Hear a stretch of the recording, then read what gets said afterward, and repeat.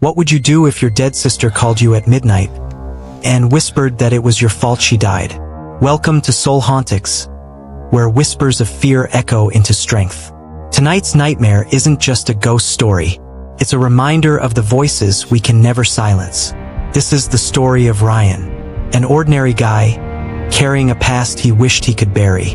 But some ghosts don't stay buried. One stormy night, Rayyan was driving home after a long shift. The roads were slick, streetlights flickering. His eyes were heavy with exhaustion when suddenly, his phone lit up. The name on the screen froze his blood. It was his little sister, Emily. But Emily had been dead for 3 years. His hand trembled as he answered. Rayyan.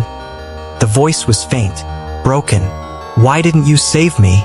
The line went dead. Heart racing, Rayyan pulled into his driveway.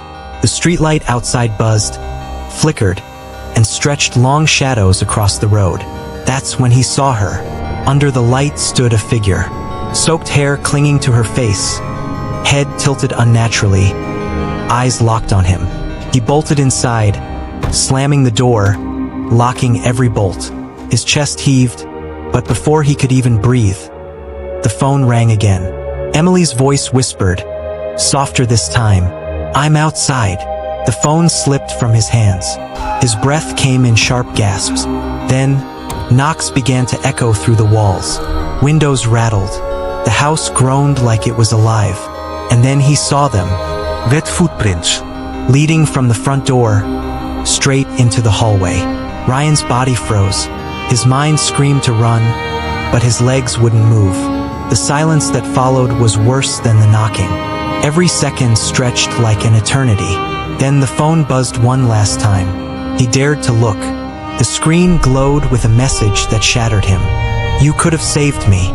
Suddenly, memories rushed back. Emily hadn't just died in a car crash. She had been sick long before. Rayyan had struggled, drowning in debt, unable to pay for her hospital bills. And when the treatment stopped, so did her heartbeat. That guilt had followed him for years. It was the real ghost. The midnight calls weren't Emily's spirit. They were his own torment. His mind punishing him, keeping her voice alive in the cruelest way. Rayyan collapsed to his knees, tears spilling down his face. He realized the figure, the voice, the haunting.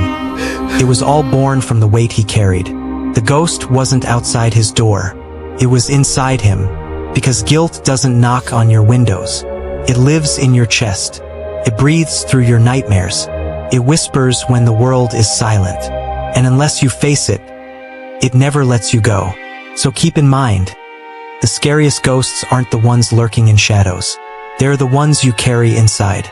Guilt will keep calling your name until you answer it. But no matter how loud the past screams, it can't change. The only way to silence the midnight call is to forgive yourself. Because if you don't, your guilt won't just haunt you. It will become you.